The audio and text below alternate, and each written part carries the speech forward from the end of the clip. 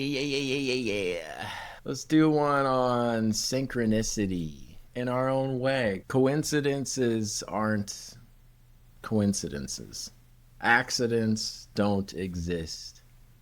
Things get airdropped into your perception, and if you're good at recognizing patterns, you can pick up on these different subtle hints, scavenger hunt items, things that you can use as a confirmation signal that you're onto something good.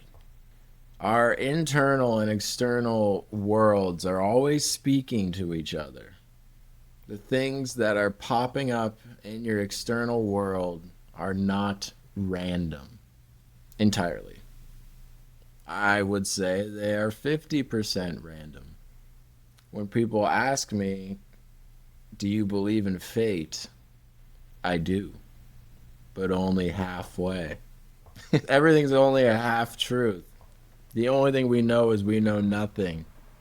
Quit letting your limited human mind determine how much you know. Believing you know equals not knowing. I remember different times in my life when I was much younger and wiser, because the older I get, the stupider I get, the more I think I know. So what am I supposed to do? Just go through my life talking about how I know nothing? That doesn't work in society. The contrasted, conflicting experience of having to be a functional member of society, but still operate within a autistic framework of spirituality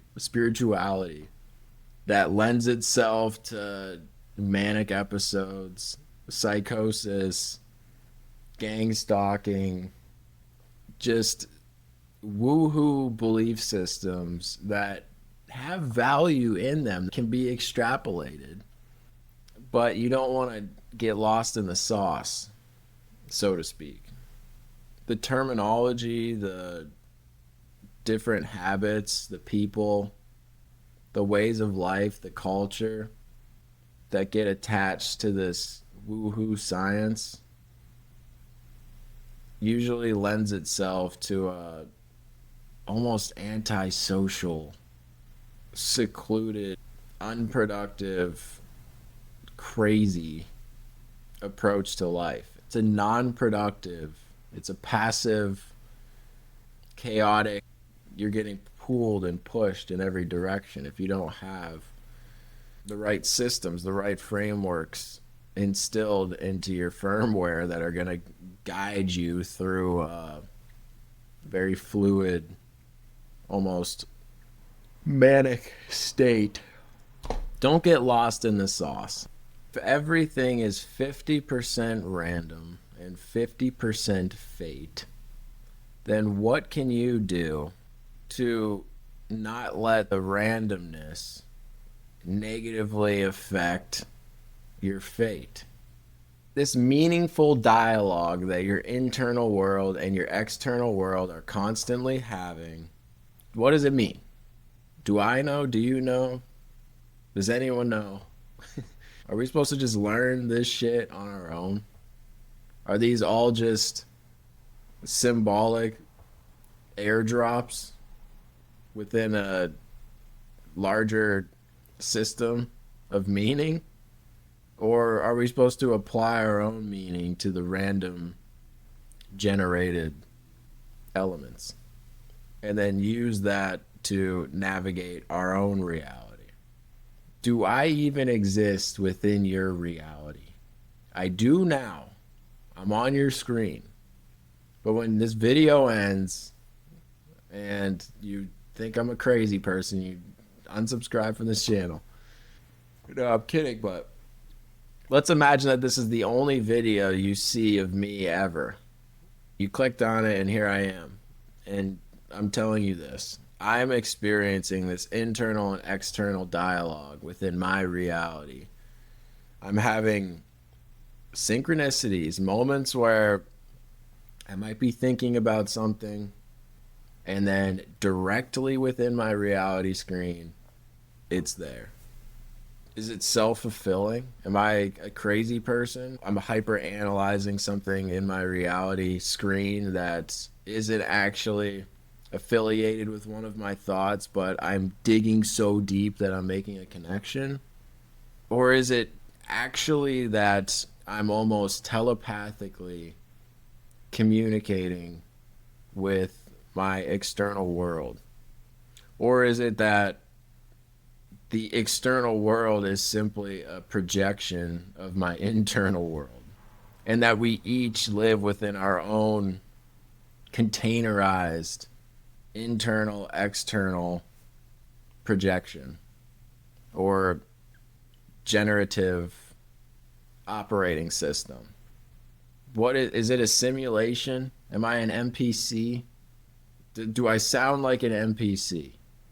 I'm right here. If a tree falls in the woods. All right, so what are we going to do with all this?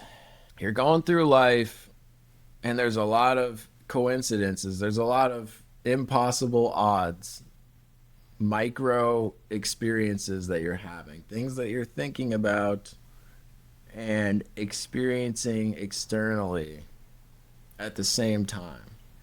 We could ask these questions all day. What is reality? I don't know. Well, what can we do about it? We can create frameworks, we can build systems of thought that we install into our mental software that allows us to navigate through the chaotic experience of reality. We can control the way that we perceive. We can alter our attitude. Here's a framework. Here's a way that you can enjoy the scavenger hunt instead of getting lost in the sauce. Number one, set a clear intention. Intention. Do you know what intention means? It means to intend something. It means to, what does it mean? It means to purposely imagine, envision something within your mind as if it already exists. It's a full immersive experience. It's a envisionment of being somewhere that you aren't, but being there already. What does it look like? What's your intended reality screen displaying? What are you experiencing? Who are the people there? We're manifesting here. Step two, the hard part.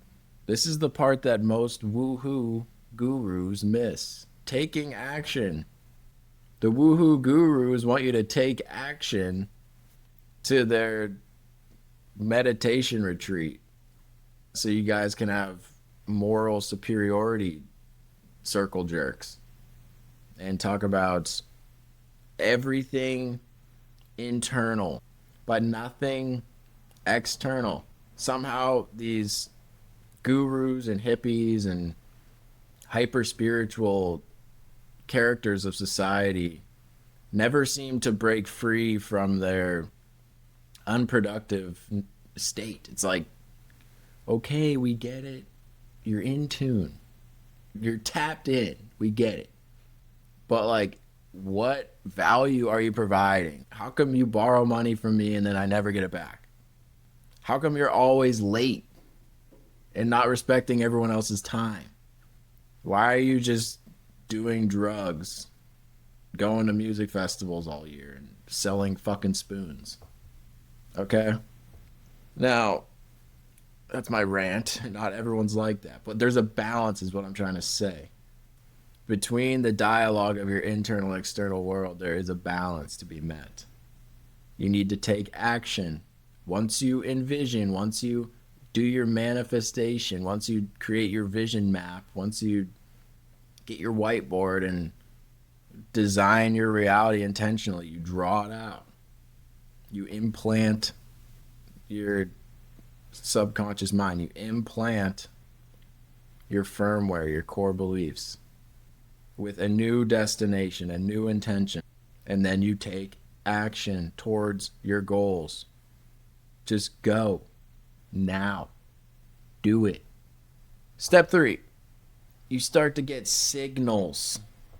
that you're headed in the right direction. You start to see things within your life that if you weren't as aware as you are, if you're at this channel, I'm believing that you're at least able to disconnect your ego with what's observing it. You've gotten to that point, right? And you're able to be consciously aware of the way that you're thinking and what your reality screen is showing. You're able to connect dots in a productive way. You're not manic about it.